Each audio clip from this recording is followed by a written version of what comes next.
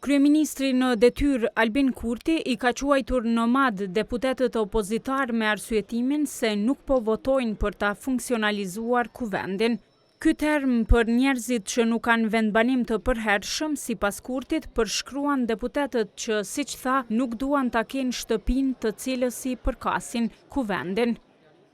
Deputetët e mazhorancës po e duan më shumë kuvendin, e ata e kanë qeverinë, ndërkaq deputetët e opozitës, të cilët nuk kanë qeveri, e kanë veç se kuvend nuk po e duan kuvendin.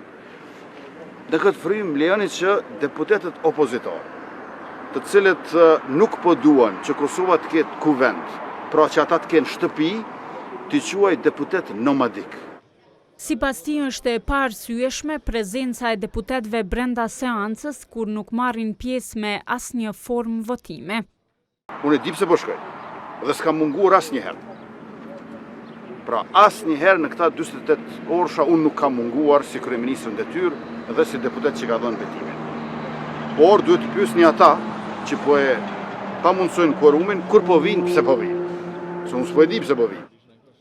Reagimi i tij u bë para se të mbahej edhe mbledhja e 34 e deputetëve për konstituim të kuvendit që gjithashtu nuk prodhoi rezultat.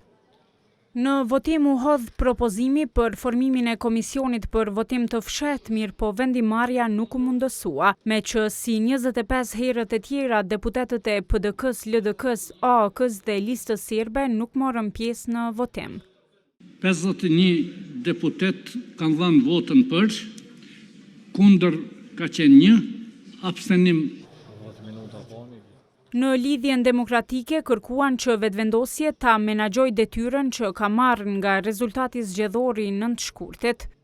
Takimi 34 i seancës parë për konstituimin e kësaj legjislature konfirmoi edhe një herë që çështjet politike dhe zgjedhjet e organeve deri në konstituim dhe në funksionalizim nuk mund të zgjidhen me procedura, por duhet zgjidhen me marrëveshje politike. Në Partinë Demokratike u shprehën se LVV-ja dëshiron të ushtrojë diktat mbi partitë e tjera dhe jo të ofrojë zgjidhje. Nuk ka fije logjike që institucionet e Republikës së Kosovës të mos konstituohen në mënyrë që të jemi në gjendje të adresojmë sfidat e shumta, hallet e shumta të qytetarëve për shkak të kryenetësisë së zotit Kurti dhe ambicjes së zonjës Haxhiu. E në Aleancën për Ardhmërinë e Kosovës thanë se kryetari i LVV-s duhet i vendos një kufi situatës së krijuar në kuvend.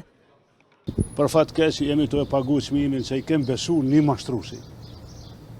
Edhe për mu nuk ka befashi, ju e dini vlerësimin tim për te, por edhe kjo situatë duhet merr fund dikur. Pra, mashtruesi s'mundet pa kufi me u tallë me një vend.